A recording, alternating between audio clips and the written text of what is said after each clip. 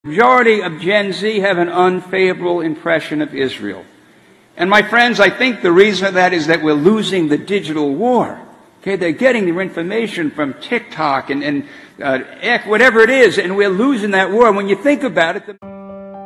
Tahukah kamu, inilah alasan kenapa kita tidak boleh diam, kenapa kita harus tetap bersuara di media sosial. Mungkin kita tidak bisa angkat senjata, mungkin kita tidak bisa berdiri di garis depan Gaza. Tapi ingat, perang hari ini bukan hanya di medan tempur. Perang hari ini juga ada di medan digital.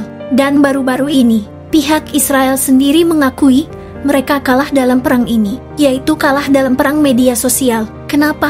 Karena netizen dari seluruh dunia, termasuk Indonesia, tidak pernah berhenti bersuara. Kita terus membanjiri komentar pri-Palestina. Kita terus membagikan video situasi di Gaza. Kita terus membuka mata dunia bahwa ada genosida yang terjadi. Tentu dampaknya besar sekali. Negara-negara yang tadinya bungkam, bahkan mendukung Israel, sekarang mulai goyah, mulai mempertanyakan, apakah yang kita dukung selama ini benar? Israel sampai berkata, mayoritas Gen Z punya pandangan buruk terhadap kami, karena mereka mendapatkan informasi dari TikTok, Instagram, dan media sosial lainnya. Mereka kaget, mereka pikir, dengan jaringan media besar, mereka bisa mengontrol narasi. Tapi ternyata, kekuatan jutaan suara netizen lebih keras dari propaganda mereka. Israel bahkan mengeluh, seharusnya media sosial itu dikuasai orang Yahudi. Kami punya admin dari OpenAI, kami punya Mark Zuckerberg, kami punya Sergey Brin, kami punya para pendiri aplikasi elit. Tapi kami kalah oleh netizen Muslim, termasuk netizen Indonesia. Bayangin, kita yang cuma modal kuota internet, jempol, dan hati yang peduli, bisa bikin mereka kepanasan, bisa bikin narasi mereka runtuh, bisa bikin dunia mulai berpihak kepada Palestina. Sekarang kita paham, setiap komentar pri-Palestina yang kita tulis, setiap video yang kita bagikan, setiap tagar yang kita sebarkan, itu senjata. Senjata yang membuat mereka tidak bisa tidur nyenyak. Jadi jangan pernah merasa, cuma komentar, cuma membagikan saja. Jawabannya tidak. Itu semua berarti. Itu semua masuk ke algoritma. Itu semua membentuk opini dunia. Hari ini, mungkin yang bisa kita lakukan hanyalah perang di media sosial. Tapi jangan remehkan, karena di zaman ini, perang narasi bisa mengubah sejarah. Terus bersuara, terus bagikan kebenaran, terus tulis pri-Palestina, karena suara kita adalah senjata terakhir yang mereka tidak bisa rebut. Gen Z have an unfavorable impression of Israel. And my friends, I think the reason for that is that we're losing the digital war. Okay, they're getting their information from TikTok and whatever it is, and we're losing that war. When you think about it, the masters of the universe are Jews. شوف الناس هنا كيف محتاجة بشكل كبير للمية. شوف كمية الناس.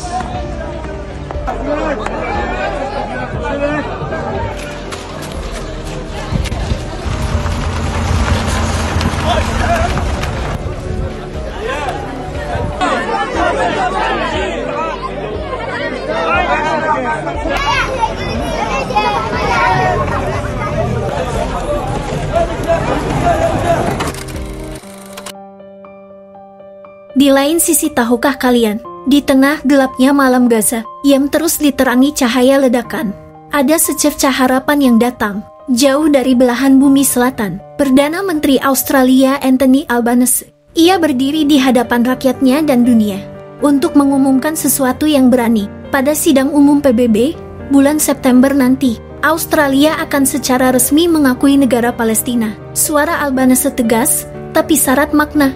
Australia akan mengakui hak rakyat Palestina untuk memiliki negara mereka sendiri. Kami akan bekerja sama dengan komunitas internasional untuk mewujudkan hak ini. Kalimat itu bukan sekadar janji politik, itu adalah pengakuan bahwa rakyat Palestina berhak hidup merdeka di tanah mereka sendiri. Dan Australia tidak sendirian. Ada Prancis, Inggris, Kanada telah mengambil langkah serupa. Langkah-langkah ini lahir dari luka panjang, dari perang di Gaza yang telah berlangsung hampir 2 tahun, sejak Israel membalas serangan Hamas dengan kekerasan yang membabi buta. Namun, keputusan Australia juga disertai pesan penting. Otoritas Palestina memberi jaminan bahwa Hamas tidak akan punya peran di negara Palestina di masa depan. Dunia ingin memastikan Palestina berdiri sebagai negara damai, kuat, dan diakui. Tapi, kabar ini langsung memicu reaksi keras dari Israel. Hanya beberapa jam setelah pengumuman itu, Benjamin Netanyahu bicara lantang, pengakuan terhadap negara Palestina tidak akan membawa perdamaian, justru akan membawa perang. Sementara itu, fakta di lapangan berbicara lain. Perang sudah lama terjadi. Bahkan sebelum ada pengakuan ini, lebih dari 2 juta jiwa di Gaza hidup dalam ketakutan. Rumah-rumah runtuh, air bersih hampir tak ada, makanan semakin langka, dan bayang-bayang kelaparan massal semakin dekat. Langkah Australia ini mungkin tidak langsung mengakhiri penderitaan, tapi setiap pengakuan adalah satu cahaya baru di tengah kegelapan. Setiap negara yang berani berdiri adalah satu pukulan terhadap dinding ketidakadilan yang dibangun Israel selama puluhan tahun. September nanti, dunia akan menatap sidang PBB. Akankah semakin banyak negara ikut mengakui Palestina? Atau justru semakin sedikit yang berani melawan arus? Yang pasti bagi rakyat Palestina, ini bukan sekadar politik. Ini adalah harapan. Harapan bahwa suatu hari, bendera mereka akan berkibar di tanah mereka sendiri. Bukan hanya di hati, tapi di langit yang bebas.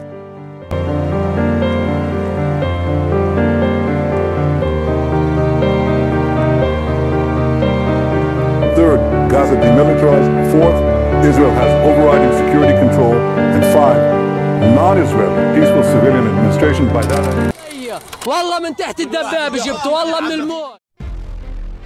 Bendera Palestina, sebuah simbol perjuangan, yang ironisnya hari ini tidak berkibar dengan bebas di tanah airnya sendiri. Di Gaza, di tepi barat, di kota-kota yang hancur, bendera itu harus disembunyikan. Karena bagi penjajah, warna merah, hijau, putih, dan hitam adalah ancaman. Namun, dunia justru membalikan kenyataan itu.